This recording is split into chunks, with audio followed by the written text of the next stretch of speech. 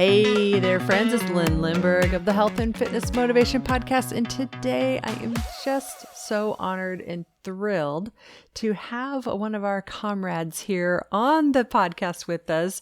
Her name is Therese Lundgren, and she has an amazing life story. And so without any further ado, Therese, welcome to the podcast. Thank you. I'm excited to be here. Yay. I am too. And I got to tell you, we've known each other a while now. I think really got to know each other this year in 2021. Right. And just in the last 5 minutes, learned so much about you that I didn't know. So Therese, would you share a little bit of your health journey with everybody listening? Sure, I'd be glad to. As we were talking, I was born with a foot deformity, but I didn't let it stop me as a kid. I was a pretty hyperactive little kid and used to walk the Portland to Coast Walk every year. Loved it. Which is how much? Portland to Coast is how much? Miles in 24 hours. You do 3 5-mile legs with it's an 8-member team, so I don't know what 8 times 15 is in my little head, but that's how many miles you have to go. Yeah. And I was a pretty darn good walker. I was doing I could get up to a 12-minute mile walking. Oh, so wow. I was doing pretty darn good. I'm that was foot deformity. I'm happy to jog a 12-minute mile, so that's right, really good. That's fast. Okay, folks, by walking standards, 12-minute, that's wicked fast. Okay, go ahead. Go. Don't let me derail you, but wow. Yeah. Well, I had taken some speed walking classes, so that was probably helping me out there. Anyway, so that was very active. And then I taught step aerobics, and I taught chair yoga and light hand weights to the over 60 crowd at the gym that I taught at. And then about my 40s, I started turning my ankle all the time. And that slowed me way, way, way down. And in my 50s, I had 4 ankle surgeries, 1 complete foot reconstruction, and then an artificial knee, and now an artificial shoulder. Oh my gosh. Wow. Yeah. So I've had a lot happen in the past 7 years, like too much. Yeah. Yeah. But the theory we were talking about, you and I, before we went live, they named me in college Tenacious Therese. Because I am a 1 foot in front of the other foot person. I have pushed through a lot in my life, and I continue to push through. Diagnosed with fibromyalgia 12 years ago, inflammatory arthritis this year. Wow. But I have a positive attitude because I see things as speed bumps. This is my great speed bump theory. Well, and tell us a little more about that, Therese, because as I knew you, I've only known you after all these health issues, after the, connective tissue disorder, after when I really started getting to know you was when you had your shoulder surgery. And then shoulder surgeries are a freaking big deal, and just so, and I knew you had the fibromyalgia, and it's like, oh my gosh, but even with all of those different life troubles that would really sideline somebody completely, you maintain this positive attitude, and you never have this I've given up kind of gloom and doom that hangs over you. So yeah, tell me more about your speed bump theory. Like, how the heck do you do it? Well, first of all, I have to say you haven't listened to all the posts in our Marco Polo thread. Well, I mean, you're human, right? You have days. You have days, for sure. Yeah. Yesterday was one of them. Yeah. Yeah. But you polarize to never giving up. You polarize to always trying to get back to that positive space. And not everybody can do that. So that's what I'm really curious of what goes on inside of you to be able to pull that out. Well, I decided that when I hit an obstacle, it's a speed bump. It's gonna slow me down. I may have to back up a little bit and hit it with a little more energy to get over it, but I have the attitude that it'll slow me down, but I can get over it and I can move on. And once I'm through the speed bump, then I'm moving along again, you know?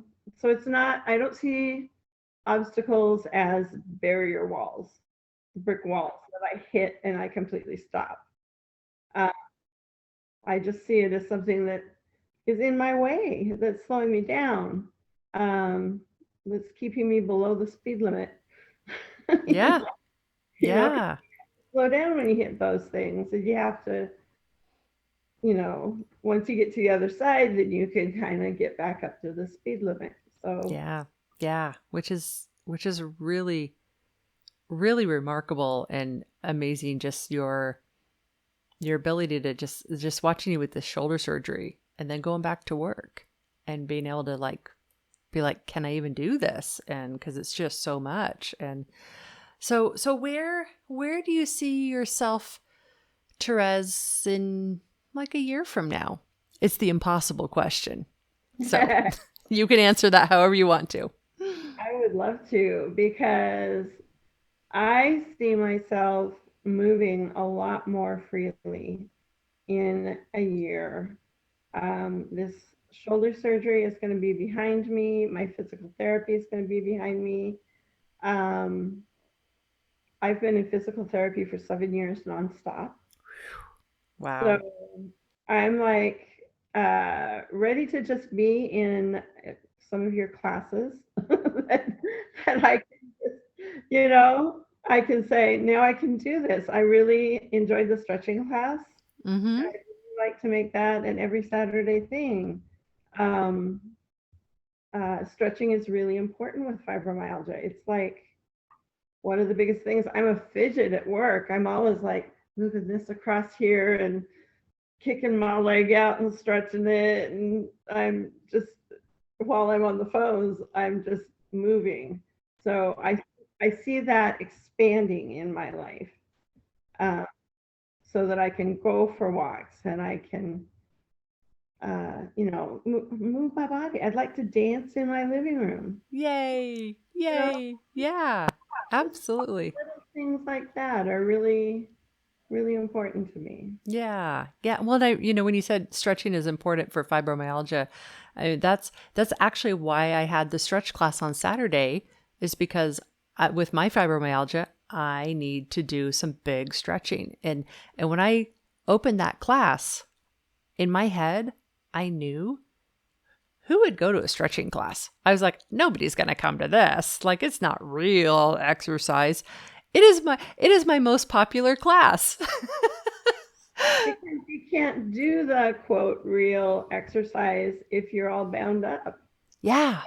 You Yeah. know, you've got to have that flexibility to be able. That's why, teaching aerobics, we did warm up and we did cool down and we did stretching, both ends, different types of stretching, but stretching at both ends to loosen it up. Yeah. Okay, so two questions for you. Same question but similar. What advice do you have for somebody who's sitting here thinking, gosh, maybe I have fibromyalgia, or maybe I need that shoulder surgery or that foot surgery, and they're feeling paralyzed, like they're not sure what to do next. What advice do you have for those friends of ours out there? Yeah. Hopefully you have a really good doctor who can give you referrals to really good doctors. I'm very blessed in that aspect. But you need to start the process. You need to be proactive for yourself and start the process by getting in there and saying, I can't move this shoulder anymore. I waited way too long for the shoulder surgery. I just thought I was having trouble because I type all day. Mm-hmm. I wasn't. I had the torn rotator cuff. Yeah. You had a torn rotator cuff for how many years? Probably 9 years. Whew. Yeah. Wow. I just Wow. listened with it thinking, well, my shoulder's sore because I type all day. Yeah. Yeah. So, so yeah, don't be like me. Take that proactive and talk to your doctor. Oh. Because they will refer you to an orthopedic doctor and you will get taken care of. And I don't know. Yeah. No, that's beautiful advice. Sometimes people just need to be told, call your doctor. Just yeah, yeah. And what about for somebody who was in your shoes where they recently they were able to do that Portland to Coast 15 miles over 24 hours. They were able to, teach step aerobics or anything, and now life just hit them sideways and they're grieving the fact they can't do their body just won't keep up with their spirit. Right. What do you share with them? What do you have to what are, Grieving is a good word for it. And grieving is a process and it's very colorful. It comes in all sorts of shades and shapes and everybody's different in how they deal with it, but there is a grieving process, but there's also a pressing through that needs to be done. Mhm. um that needs to be done. That's me giving an order. I No, that's okay. Nope, this is there's a pressing through. There's being proactive for yourself, finding the help you need, um, finding the things that work for you, doing your research. My daughter's a researcher. I'm really lucky. She sends me articles on fibromyalgia, and it's the good meaty stuff about recent research. Um, so I'm really lucky in that aspect. But find out the good websites where you can really learn and look for support groups. There is support out there. I'm really blessed again that I have Anne who started this chronic illness support group. mhm. It has been fabulous for me. Yeah. Yeah, it has been. Go ahead. Yeah. I don't form friendships very easily. I'm kind of intimidated by people. Mhm. I'm an introvert's introvert. And I just feel like the 8 women in that group I'm so close to them. Yeah. I never expected it. When I joined the thread, I was like, oh, I'll never be on here. This will never work for me. And now it's like, I need these women. They're my group. They're my people. Okay. Okay. We weren't planning on doing this, but since we're here, so folks listening, Therese mentioned Anne. So Anne is the one who is featured in our book, Couch to Active. I don't know if you know that, Therese. Anne's featured in the book. Yeah.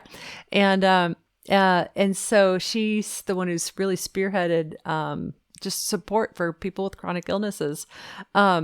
Therese, let's give Anne some love. Let's talk about what that group means to you. Oh, Anne, I am so thrilled that you started this group because so many people. I made a post and I got 160 people who saw it. And that means 160 people were sending me love. And that meant the world to me. And, the comments that people made, Anne is very careful to remind people to be empathetic and not to criticize and not to fix problems. And she really thought the group out really well. And um, you read the it's not rules and regulations, but that's what's coming to my Yeah, head. yeah, I can't think of the right word. yeah. Um, but it's really good. It's like this is how you give support, you know. And so she sets you up for success, and and then is just such a positive influence there on the group. She's always posting, okay, what's the best thing that happened to you today? What are you grateful for? Along with, boy, am I having a hard day. Yeah. I'm having a hard day and it's okay to cry and it's okay to Just be real. Yeah. And yeah. And yeah. This is the kind of a fun aside, but I know for me that you've got a really good group leader when like that is the only group that I feel comfortable. I can't believe I'm saying this out loud, that I'll come on like no makeup, hair a mess. Like Right. I don't care what angle the camera is, if it's making me go, like, and it's like, I know these women are still going to love me. And it's just a pretty darn awesome place to be. So Yeah, definitely. yay.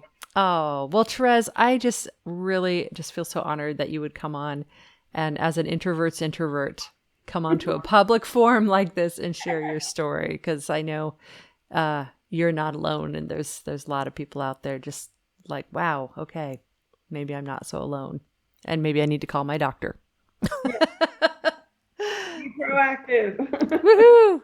All right. Well, thanks so much, Therese. And folks, if you want to learn more about Couch to Active and some of these classes we were talking about, head on over to couchtoactive.com. Check that out and shoot me a little line. Let me know that you heard Therese's interview. Would love to send any love her way. So thanks all. That's couchtoactive.com.